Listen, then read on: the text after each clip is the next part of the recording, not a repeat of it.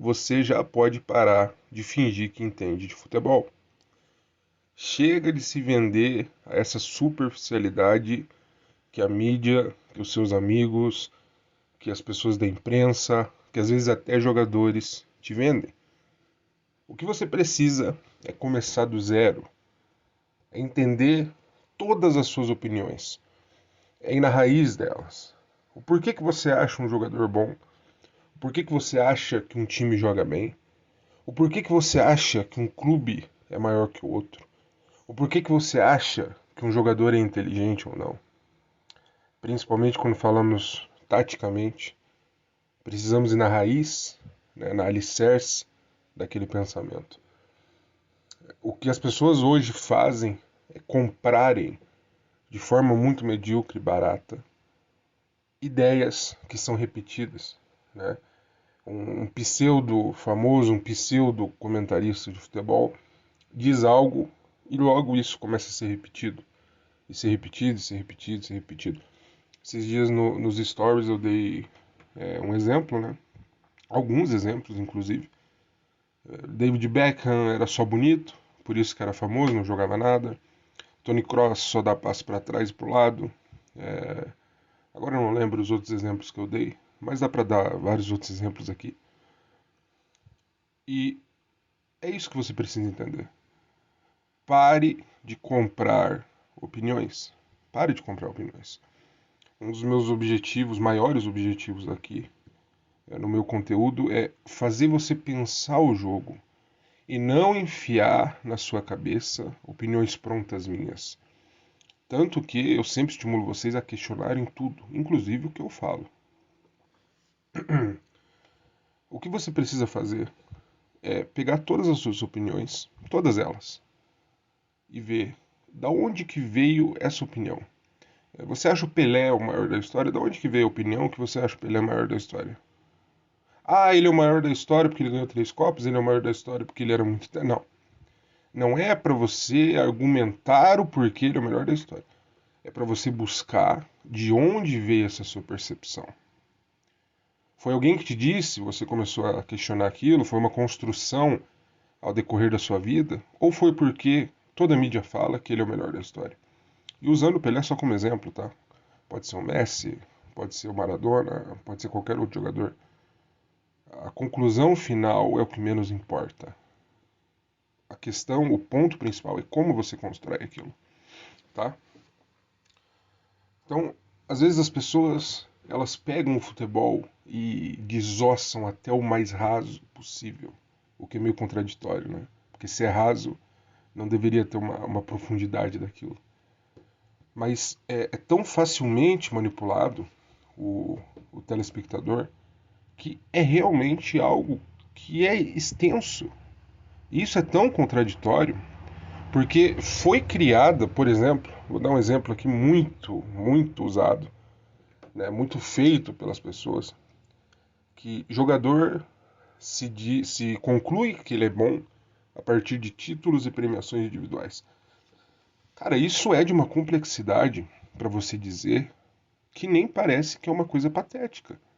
Ah, o Messi é o melhor porque ele tem 8 bolas de ouro, porque ele é o melhor de uma Copa, porque ele é o melhor de Champions League, porque ele ganhou tal prêmio aqui. E isso virou uma verdade. Quando você pergunta por que o Messi é o melhor, por que o Cristiano é o melhor, por que o Neymar é o melhor, a resposta é sempre a mesma. Ah, porque ele ganhou tal prêmio. Ah, porque o Cristiano agora tem 900 e poucos gols. Ah, porque o Messi ganhou a Copa do Mundo. Se você está falando de simbolismo, de tamanho, de relevância, de grife, né, de, de expansão territorial, digamos assim, intelectual nas pessoas, ok.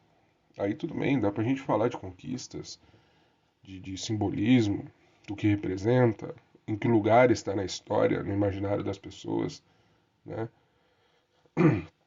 Mas quando você fala de melhor, você deve. Não é uma sugestão do que você deve fazer. É uma obrigação. Você deve saber os fundamentos para dizer o que um jogador, o que faz de um jogador alguém melhor. Porque senão seria muito fácil. O jogador ganhou a Copa é melhor do que o que não ganhou. Mas aí vem outra pessoa e diz, não, mas ele não ganhou Copa, mas ele ganhou 3 Champions e ganhou Bola de Ouro. Então é uma coisa tão rasa, apesar de ser muito abrangente, mas é muito rasa. E as pessoas juram por Deus que é assim que elas entendem futebol.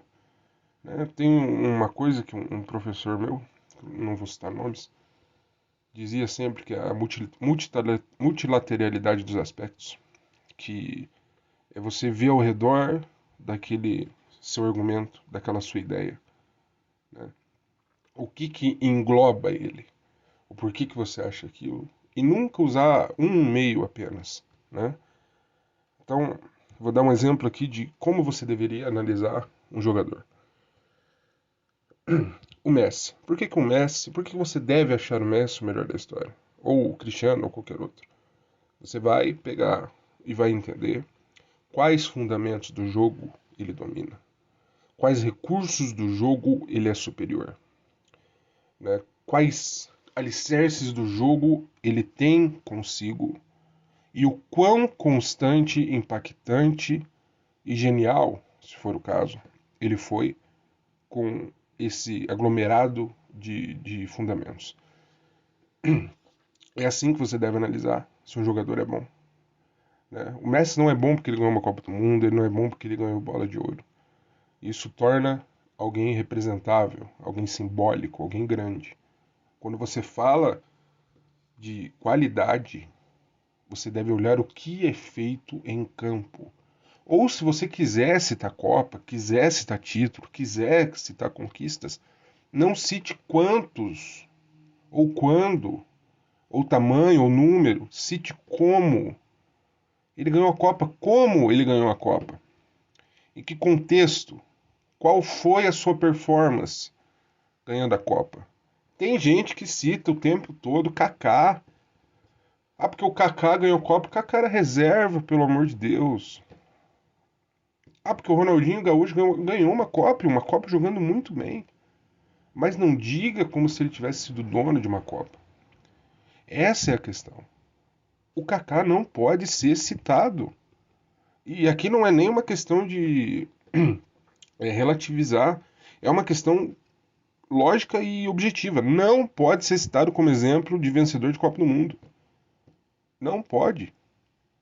Ah, então não pode dizer que ele ganhou Copa. Óbvio que pode dizer que ele ganhou Copa. Ele é um campeão de Copa do Mundo. O que não pode acontecer é ele ser usado como exemplo. Ah, o Kaká ganhou a Copa do Mundo. Ele ganhou sendo reserva. Se ele não tivesse sido, se ele não existisse, se ele não tivesse nascido, o Brasil não teria, o Brasil teria sido campeão do mesmo jeito. Ele foi irrelevante em todos os aspectos, porque era uma criança, era jovem, porque não ajudou em campo, porque não foi relevante em nada, porque não jogou. Inclusive tem uma cena muito impactante, né, dele indo entrar em campo e entra e joga alguns minutos e o jogo acaba. Então, quando você é raso, você se vende ao raso. Se você dizer que Copa do Mundo importa, pessoas vão citar o Kaká e você vai ter que engolir aquilo seco. Então, não se renda a isso. Pense o jogo, estude o jogo. Né? O Kaká ganhou como ele ganhou. Né? E eu estou disparando exemplos aqui negativos e positivos para vocês entenderem como deve ser feito uma construção de percepção do mundo do futebol. Então, citar conquistas, feitos, tamanhos, etc. Muito válido, contanto que você saiba do que você está falando.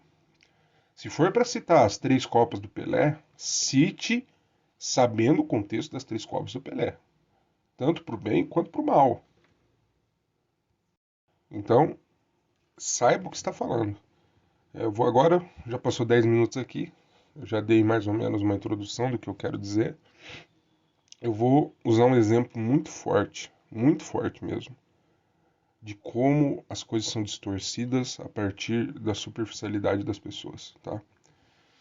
Há pouco tempo eu vi muitas pessoas, não só pessoas telespectadores e ouvintes, mas pessoas do meio que são comentaristas e como comentaristas deveriam ter o senso de não serem rasos, mas são, dizendo que Ancelotti, se ganhasse essa Champions, ou com as Champions que tem, já seria maior e melhor que o Guardiola.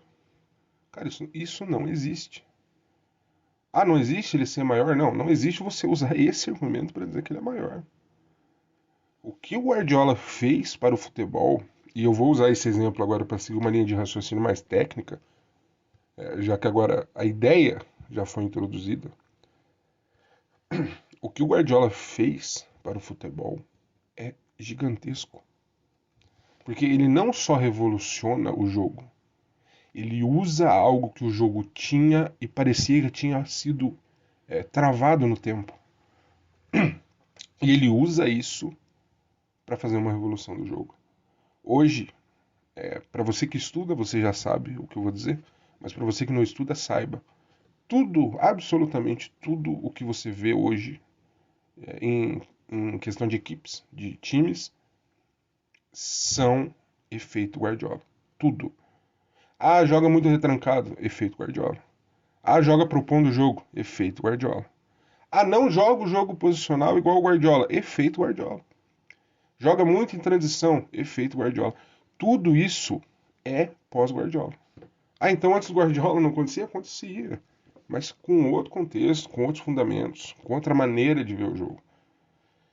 Depois de Guardiola, os times, as equipes, elas começaram ou a copiar o Guardiola, ou a ser um antídoto contra o Guardiola. Ou joga igual, ou joga para bater nos times que jogam igual. Isso aconteceu. Né? E o que é a revolução do Guardiola? Para você que não sabe. Eu ainda vou fazer um artigo sobre isso, mas aqui muito brevemente dizendo, é basicamente o jogo posicional sendo a ferramenta principal da posse sendo a rainha do jogo. Então é o jogo posicional junto da posse dominando o jogo. Né? Ditar o jogo a partir da posse. A posse ser a, a peça-chave do jogo. Ser a dominante do jogo. Ah, então não acontecia isso antigamente? Claro que acontecia. Mas o Guardiola trouxe fundamentos que não só cravaram isso na terra do futebol, como fizeram uma revolução nunca antes feita, nunca antes vista, né? Da maneira que foi. Porque ele usou a questão das triangulações, do jogo de posição muito bem feito, com o bloco muito alto, com um jogo mais horizontal, né? Com muita posse, com muito envolvimento do adversário, a bola circulando muito no campo. Ele usa alguns fundamentos de Cruyff, de Rinos Michels, né? De... Agora me perdi no nome. Do italiano que revolucionou o jogo em 80, Arrigo Sacchi. Ele usa todos esses fundamentos, né? Inclusive na última tríplice, né, que ele ganhou, ele usa os fundamentos da revolução do WM, ali na década de 50. Então é um técnico que mudou o jogo. Se você ainda não começou, se você já começou a estudar, você sabe do que eu estou dizendo, você já percebeu isso. Isso já fez uma explosão na sua mente. Quando você começar a estudar o jogo de fato, taticamente, você vai ver o quão impactante foi o Guardiola para o jogo, tá? Guardiola, podemos dizer que é o Aristóteles do futebol. Né? Pegou coisas que já existiam, mas lapidou aquilo de uma forma melhor e, entre aspas, refutou aquilo que era feito. Né? Guardiola pode ser visto como Aristóteles do futebol. O que eu quero dizer com tudo isso?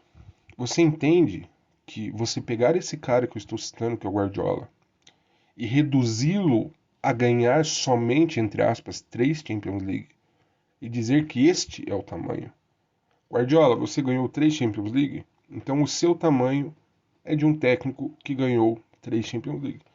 Isso é de uma burrice, é de um intelecto tão pobre, tão podre, que é até difícil de dizer sem causar embrulho no estômago. E isso não é outra coisa que vocês precisam aprender de uma vez por todas. Você citar um exemplo para comparar com outro não significa que você está equiparando os dois, nem que você está desmerecendo o outro. Então, o que eu estou dizendo aqui do Guardiola e do Ancelotti não significa que eu acho o Ancelotti horrível. Não significa que o Ancelotti não é gigantesco. Ou que a Champions League que ele ganhou não são absurdamente relevantes. Significa que eu estou usando um exemplo comparando com outro. Por que eu digo isso? É muito normal a gente ver, por exemplo, esses dias foi o Abel Ferreira, né? Acho que todo mundo deve ter visto isso. Foi perguntado se ele ainda estava com fome de ganhar, se ele queria ainda ganhar. E ele disse, o Klopp estava no estádio, no Allianz Parque, ele parece que é diretor da Red Bull, alguma coisa assim.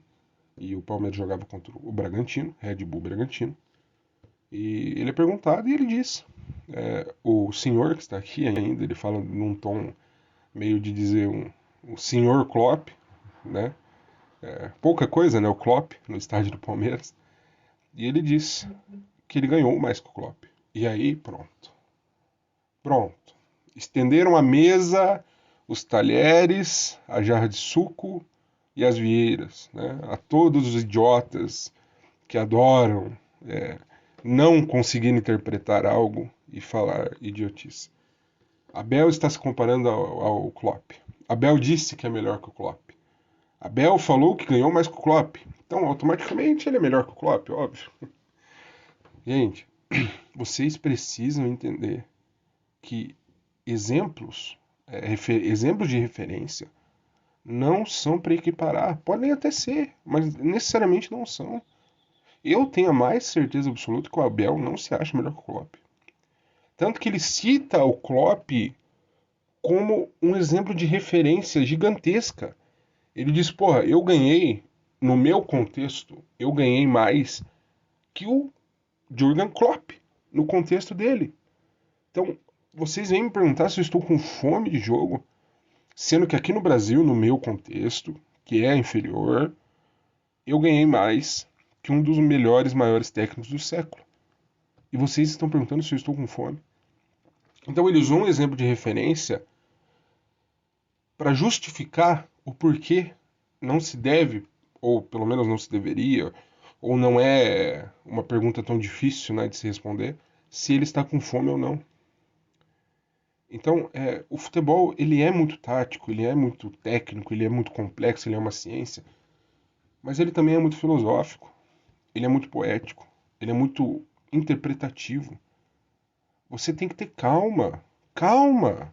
Quando alguém fala algo, pense, respire. O que será que ele quis dizer? Por que ele disse isso? Não abra o Instagram da, sei lá, do TNT Sports.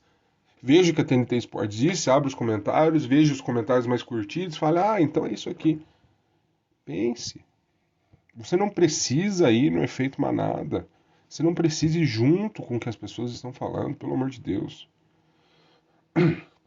Então, o que eu quero dizer fale daquilo que você entende. Mas eu só quero assistir o jogo, zoar rival e não quero entender nada. Tá bom, então o seu lugar não é aqui. Porque o meu objetivo é fazer as pessoas que querem pensar o jogo saberem pensar o jogo. É isso que eu quero. Então, se o seu objetivo é só assistir jogo, dar risada, quiser ficar no perfil, ok. Posso tirar suas dúvidas, você pode acompanhar meu conteúdo, né? Pode até se converter. É óbvio que é uma brincadeira. Mas se não é o seu objetivo final, o seu lugar não é aqui. Porque o que eu quero são pessoas que gostam do futebol e querem ter o futebol como algo intelectual em sua vida, que querem entender o futebol como algo importante, complexo e difícil.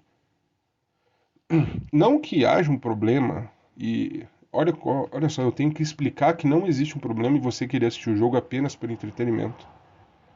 Pra você ver como são as coisas. Não que haja um problema, mas não é a maneira que eu quero ver o jogo. Agora, se você quer ver o jogo como entretenimento, só quero assistir, dar risada, zoar meu rival, beleza, você pode. Mas não venha querer ditar opiniões fortes e falar que tal técnico é ruim, que tal jogador é horrível, que tal jogador não presta, se você não entende bosta nenhuma do jogo, tá? Você não vai querer chamar um técnico de burro sem nem entender como aquele técnico joga, sem nem entender os fundamentos de jogo daquele técnico. Então, são as suas escolhas. Você se aprisiona naquilo que você quer, certo? Então, gente, o que eu quero dizer, o que eu estou dizendo, e ainda estou me acostumando com essa coisa de gravar monólogos, então pode ser que eu tenha alguns vícios de linguagem, alguns preâmbulos desnecessários, igual esse que eu estou fazendo agora, eu acho que é desnecessário.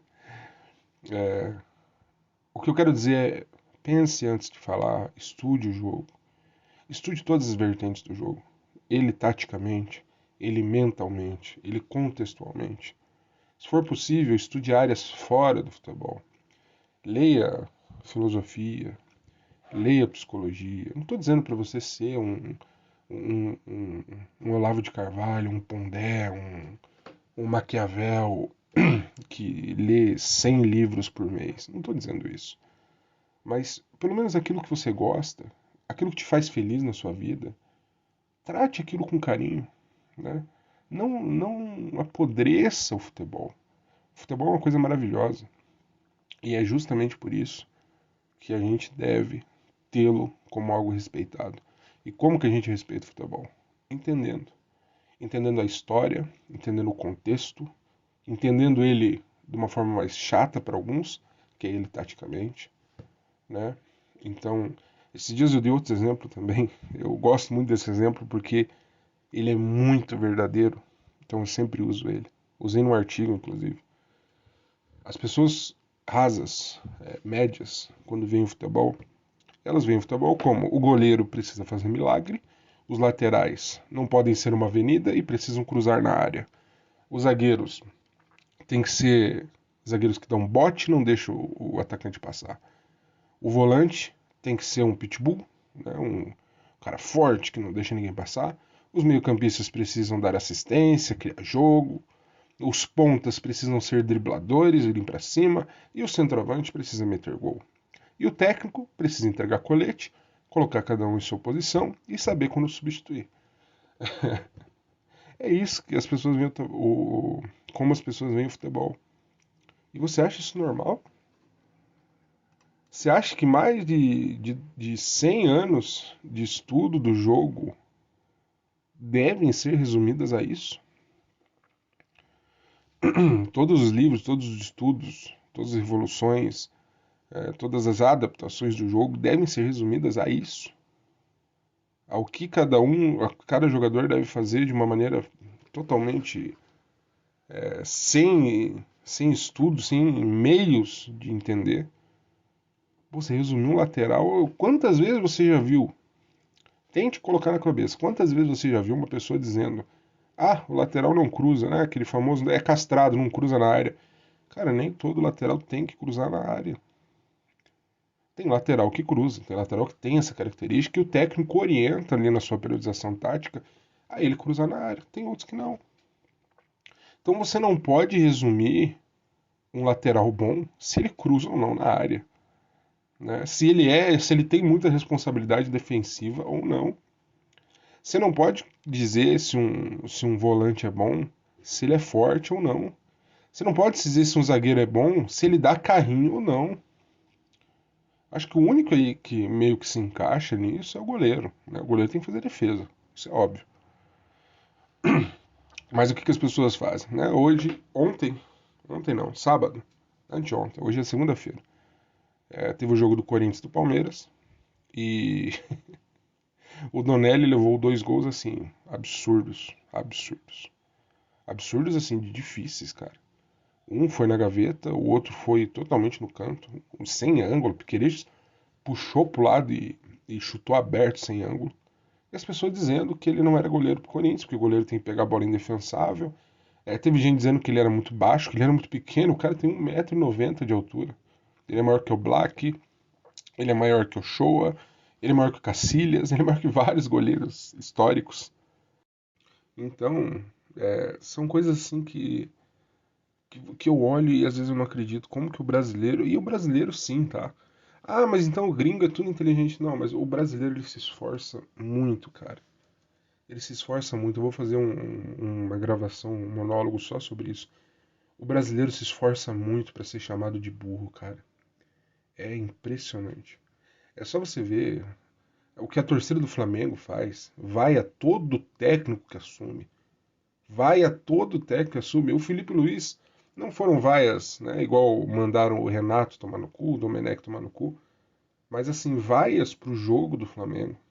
O Felipe Luiz não tem meio ano de trabalho. E um jogo dele foi vaiado. E torcida do Palmeiras mandando o Abel Ferreira embora. E coisas assim, sabe? Que você olha e fala, meu Deus, por que que as pessoas são assim com algo que elas amam, que é o futebol? Deveria ser algo estudado, tratado com respeito. Então, gente, é isso que eu queria dizer. Pare de fingir que você sabe de futebol. Porque você não sabe. Você não sabe. E por que que eu digo isso? Porque eu não sei ainda. Eu não sei tudo que eu deveria saber. Tem muita coisa ainda que eu preciso estudar. Tem muita coisa ainda que eu preciso me aprofundar. Tem muita coisa ainda que o Guardiola precisa se aprofundar. Ele diz que precisa de um ano sabático antes de assumir uma seleção, porque ele sabe que ele ainda não tem o conhecimento devido. O Guardiola. Então, estudem, tirem dúvida. Eu abro caixinha toda semana, vocês sabem disso. Não tratem o futebol como algo raso. Não tratem o futebol como algo conclusivamente fácil, porque não é, tá? E eu garanto, quando você começar a levar a sério e estudar o jogo, vai ter uma explosão na sua cabeça. Que você vai perceber o quanto o futebol é difícil e o quanto de coisas que você não percebeu no jogo antes e você vai começar a perceber e vai falar, caralho, que coisa de maluco. Beleza? É... Essa semana tem mais um monólogo. Vou falar sobre, provavelmente, não vou prometer nada, mas vou falar sobre geração. Geração do Brasil é fraca ou não? Vou falar sobre isso. Muita gente pediu. Eu não sei o tesão que as pessoas têm nisso, mas é realmente um assunto interessante, né? Geração de jogadores. O Brasil é fraco mesmo? É, até 2006 era boa coisa, tinha jogadores melhores, tinham mais craques. Hoje não tem tanto craque, hoje não tem jogador tanto bom. A culpa da falta de Copas é isso? Vou falar sobre tudo isso. Taticamente, mentalmente, contextualmente, fisicamente, em todos os aspectos, tá? Provavelmente esse monólogo aqui vai pro ar amanhã, ou hoje ainda, hoje é segunda, ou... você vai estar ouvindo na segunda ou na terça, se você vai quando eu lançar. Se você escutar depois, aí é outra história. O próximo eu lanço na sexta-feira, tá? É isso, gente. Obrigado. Se você ouviu até aqui. E isso é uma prova, tá? Se você ouviu esse áudio, tá quase 30 minutos. Se você ouviu inteiro, é uma prova que ainda há esperança para você. Você ainda não se rendeu ao fácil. Certo? Vou abrir caixinha também, hoje ou amanhã. Pergunte lá. Dúvidas se você teve aqui ou não teve. Até porque 28 minutos não dá para falar nada. Nada. Ainda mais eu que estou me acostumando a fazer gravações, sempre escrevi. Então estou acostumando a falar, a gravar. Então pode ser que muita coisa eu tenha deixado passar, pode ser que muita coisa eu tenha repetido muitas vezes sem querer. Então é isso, beleza? É isso, um abraço. Não se renda.